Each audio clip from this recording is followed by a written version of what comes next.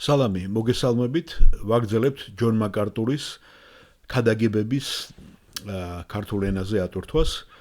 სანამდე ქადაგებას შემოგთავაზებდეთ, რომელსაც ალბათ 1-2 დღე დაჭირდება, შემოგთავაზებთ ერთ-ერთ ბლოგს, რომელიც ამ ქადაგებასაც ემხმაურება და თემა ეხება ლიდერობის საკითხს, პიროვნული ხასიათი, როგორი უნდა კონდეს ლიდერს და რატომ არის ეს მნიშვნელოვანი. ეს ძალიან აქტუალურია.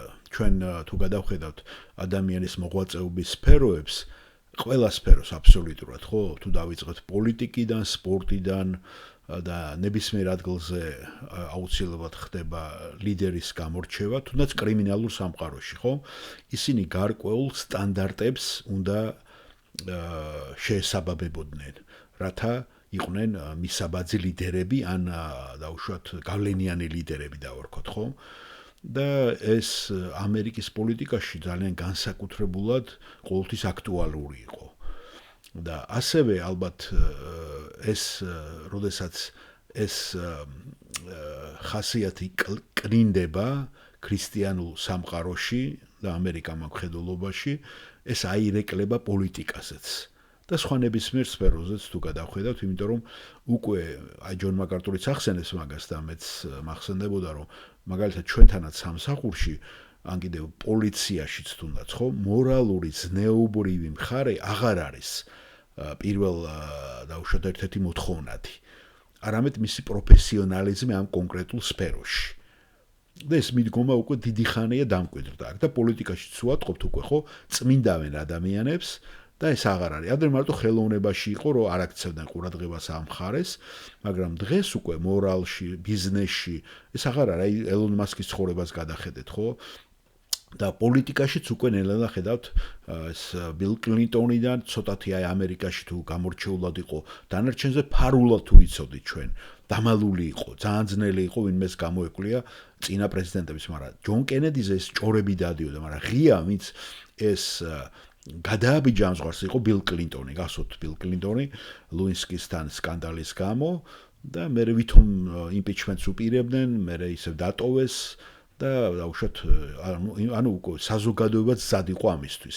და ახლა უკვე დონალდ ტრამპზე, დონალდ ტრამპი ეს ყველაზე კაი მაგალითია, მაგრამ ზუსტად ეს ხდება ქრისტიანულ წრეებშიც უკვე, იმიტომ რომ საზოგადოება ტოლერანტული ხდება ცოდვების მიმართ და ბუნებრივია მათი სტანდარტებიც უკვე აღარ შეესაბამება და საზოგადოება აკეთებს დაუშვათ დაკვეთას. და ამასთან დაკავშირებით მე კიდევ მაინტერესებდა ჯონ მაკარტურის შეხედულებები, იმიტომ მომისმენია კიდევაც ბევრი და ერთ-ერთი აი ბლოგს გთავაზობთ, ახლა მოკლე ბლოგს აუდიოს სახით მოგაწვით, რომელიც არის სახელწოდებით პეტრე მორჩილი ლიდერი.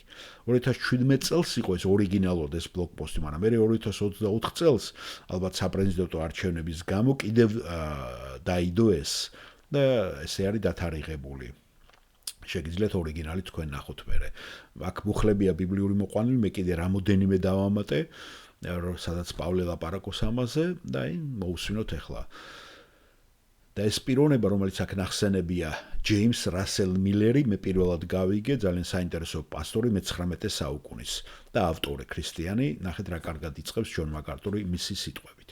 მე-19 საუკუნის პასტორმა და ავტორმა ჯეიმს რასელ მილერმა დაწერა: ერთადერთი რაც საფლავიდან გლოვიარეებთან ერთად ბრუნდება და დაკრძალვაზე უარს ამბობს, ეს ადამიანის პიროვნული ხასიათია.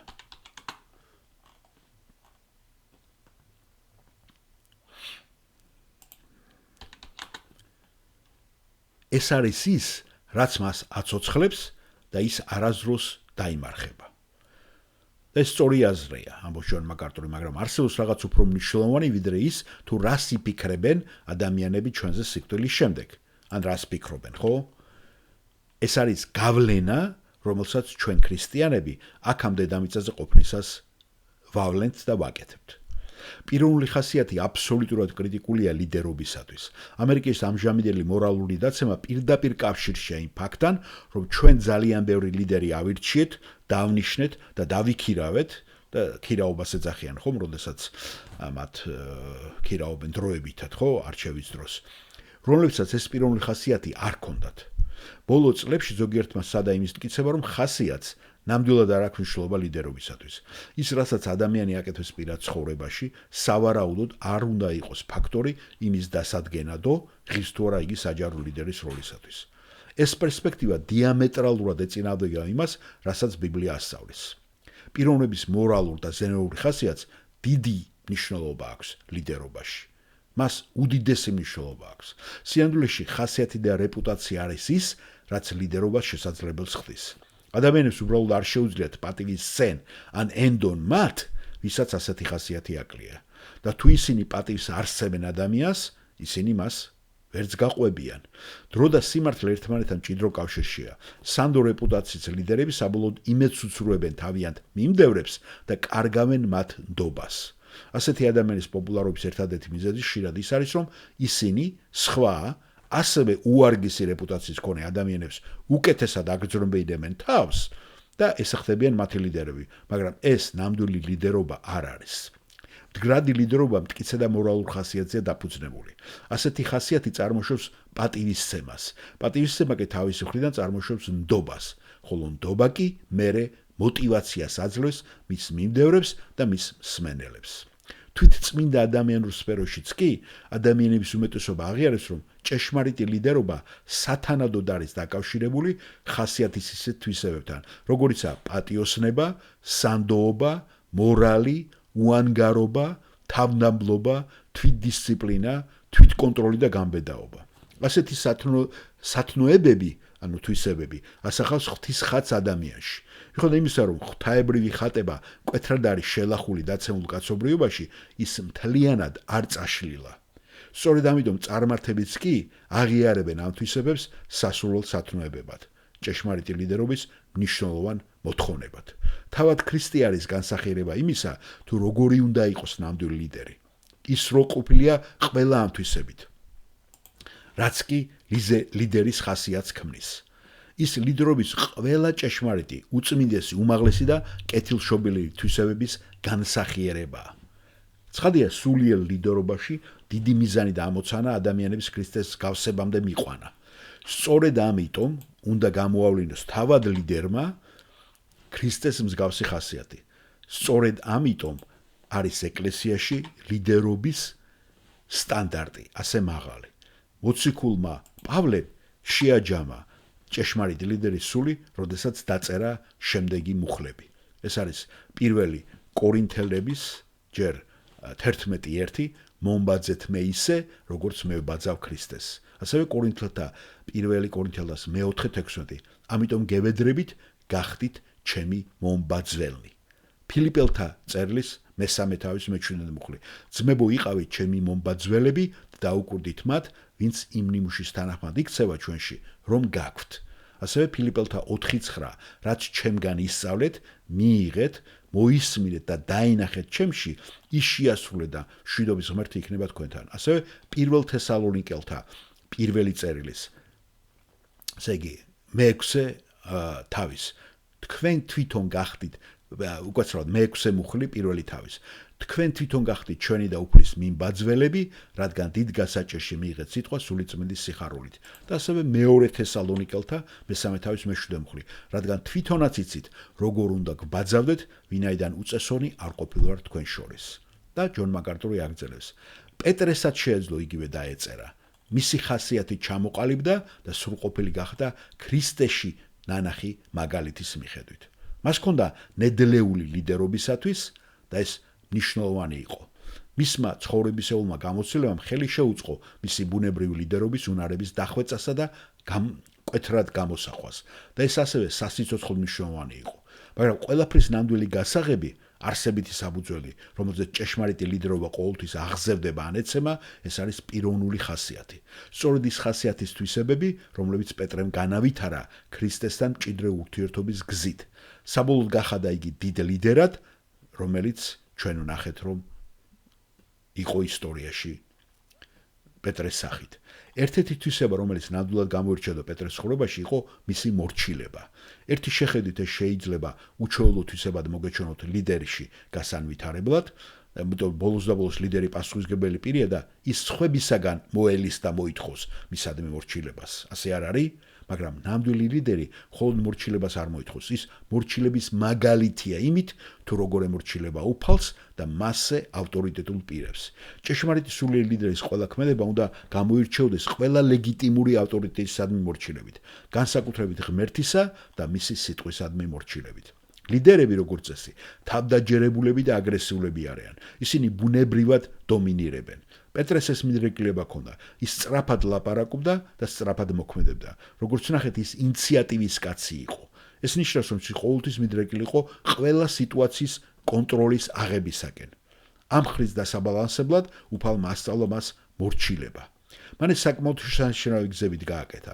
ამის ერთ-ერთი კლასიკური მაგალითია მათეს აღარების მე-17 თავში მოცემული. ეს ცნობა იმ დროს ხდება, როდესაც იესო 12 მოციქულთან ერთად კაპერნაუმში, მათ მშობლიურ ქალაქში ბრუნდებოდა მოხეტიალე მსახურების პერიოდის შემდეგ. ქალაქში იყო გადასახადების ამკრეფი, რომელიც 20 წლის ან უფროსი ასაკის თითოეულ ადამიანსაგან ყოველწლიურ 2 დიდრაქმის გადასახადს აკრებდა. ეს არ იყო რომისათვის გადახდილი გადასახადი, არამედ ეს იყო ტაძრის მოვლა პატრონობისათვის გადასახადი, დაწესებული გადასახადი. და ეს მითითებულია გამოსვლის წიგნის 20 თავში მე-11 და მე-16 მუხლებში, რომელიც შეგიძლიათ შეადაროთ მეორე ნეშთა 24 თავის მე-9 მუხლს. ეს გადასახადი 2 დღის ხელფასის ტოლი იყო, ამიტომ ეს მცირე თანხა არ ყოფილა. და მათე წერს, კაპერნაუმში მისვლისას მივიდნენ პეტრესთან დიდრაქმის ამკრეფი და უთხრეს, დიდრაქმას ხო არ გადაიხდის თქვენი მოძღვარი? ეს მათეს 17:24. და პეტრემ დაარწმუნა, რომ იესო მართლაც გადაიხდი და გადასახადებს. პეტრეს გონებაში ეს გარკვეულ პრობლემას წარმოადგენს. იესო მორალურად ვალდებული იყო, როგორც ღვთის განკაცებული ძე, ტაძრის მოვალა პატრონის თანხა გადაეხადა, როგორც ნებისმიერ ჩვეულებრივ ადამიანს.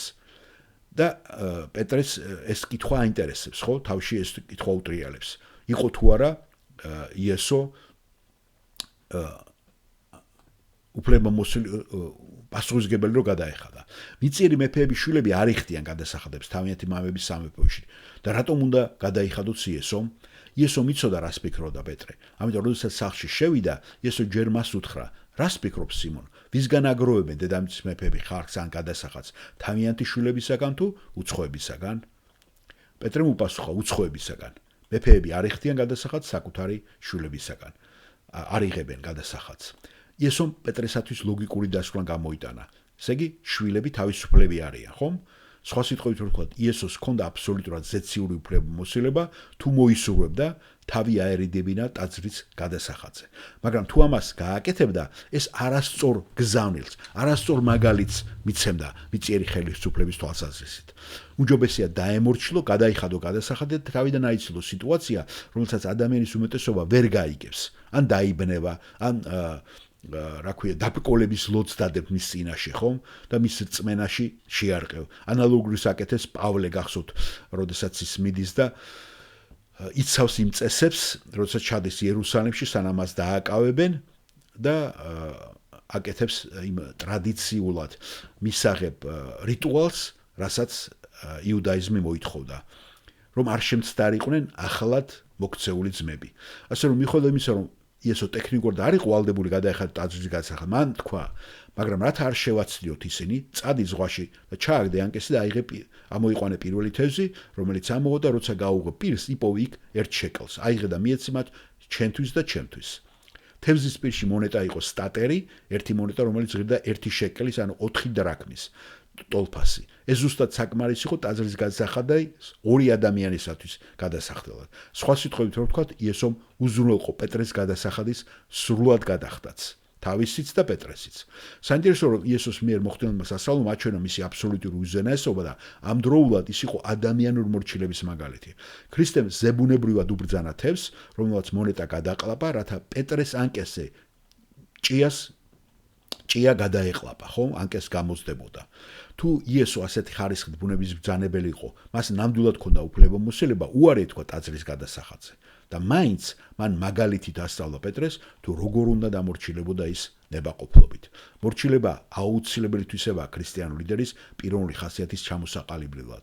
თუ ისინი აპირებენ, რომ ხალხს მორჩილება ასწავლონ, პირველ რიგში თავად უნდა იყვნენ ასეთი მორჩილების მაგალითები. ზოგჯერ ლიდერიც კი უნდა დაემორჩილოს, მაშინაც კი, როცა შეიძლება რომ ასეთი დამორჩილების წინააღმდეგ ძალიან კარგი არგუმენტები არსებობდეს. პეტრემ ეს გაკვეთილი კარგად ისწავლა და წლების შემდეგ, იცით ხომ, 1 პეტრეს მეორე თავში ნახეთ რასაც წერს მე-13 მუხლიდან. დაემორჩილეთ ყოველ ადამიანურ მმართველობას უფლის გულისათვის. იქნება ეს მეფე, როგორც უმაღლესი მმართველი, თუ გამგებლები, მისგან წარმოგზავნილი ბოროტმოქმედა დასასჯელად და კეთილმოქმედთა საქებრად. რადგან ასეთია ნება ღვთისა, რათა კეთილის ქმნით დაადუმოთ უგუნურ ადამიანთა უმეცრება. იცხოვრეთ როგორც თავისუფლებმა, ოღონდ ბოროტების საფარად თავისუფლებას ნუ გამოიყენებთ, არამედ იცხოვრეთ როგორც ღვთის მონება. ყველას პატივი მიაგეთ, გიყვარდეთ საძმო, ღვთისა გეშინოდეთ, მეფეს პატივი ეცით. სახურნო დაემორჩილეთ ბატონებს მთელი მოშიშებით, არა მარტო კეთილებს და შემწყნარლებს, არამედ უკუღმართსაც. და ამას წერს რომის დევნის პერიოდში, როცა იმპერატორისგან იდევნებოდნენ ქრისტიანები. და იმპერატორები ჰომოსექსუალისტები და უზნოო გარყვნილები იყვნენ. ეს იგივე გაკვეთილი იყო, რაც პეტრემ ქრისტესგან ისწავლა. თქვენ ერთი გაგებით თავისუფლები ხართ, მაგრამ ნუ გამოიყენებთ თავისუფლებას ბოროტების საფარად, ამბობს პეტრე. პირიქით, თავი უფლის მონად ჩათვალეთ. შენ ზეციური მოქალაქე ხარ და მხოლოდ მდგმური ამ დედამიწაზე, მაგრამ უფლის გულისათვის დაემორჩილე ადამიანურ ყოველგვარ წესჩვეულებას. შენ უპირველეს ყოვლისა ქრისტეს სამეფოს ქვეშევრდომი ხარ და ამ დედამიწაზე უბრალოდ უცხო და მომლოცველი ხარ. პილიგრიმი. მიუხედავად ამისა, შეურაცხყოფის თავიდან ასაცილებლად პატივი ეცი მიწიერ მეფეს, პატივი ეცი ყველას. ეს არის ღვთისნება და დამემორჩილებით უხთო ადამიანების უმეცრებას დაადუმებ და კრიტიკოსებს გააჩუმებ. გასოდეთ კაცი, რომელთმაც ეს ეპისტოლე დაწერა, იგივე კაცი იყო, ვინც ახალგაზრდობაში, გასოთ ხო, როგორი ის იყო ძალიან მრისხანე და როგორი იმითი სითამამით ღვთელთავრის სახურს მალქოს, როცა ყურს ჩამოაჭრის, როდესაც იესოს ატყვევებენ. ეს იგივე კაცია, რომელიც ერთხელ იესოს მიერ გადასახადებს გადახდის იდეაზე, ნახეთ, ჭოჭმარობდა, მაგრამ მან მორჩილება ისწავლა და არც ისე ადვილი გაკვეთილი ბუნებრივი ლიდერობისათვის. განსაკუთრებით პეტრე იყო მიდრეკილი დომინანტობის, ძალადობის, აგრესიულობისაკენ და დამორჩილების იდეების წინააღმდეგობისაკენ. მაგრამ იესომ ასწავლა მას ნებაყოფლობით დამორჩილება, მაშინაც კი, როდესაც ფიქრობდა, რომ დამორჩილებაზე უარის თქმის კარგი არგუმენტი ჰქონდა. აი ეს არის ჩვენ რაც გვინდა და გვეთქვა და ამაზე კიდევ ქადაგებებიც არის, შევეცდებით თუ ის ქადაგებებს მოგაწოდოთ. მადლობა მოსვენისათვის.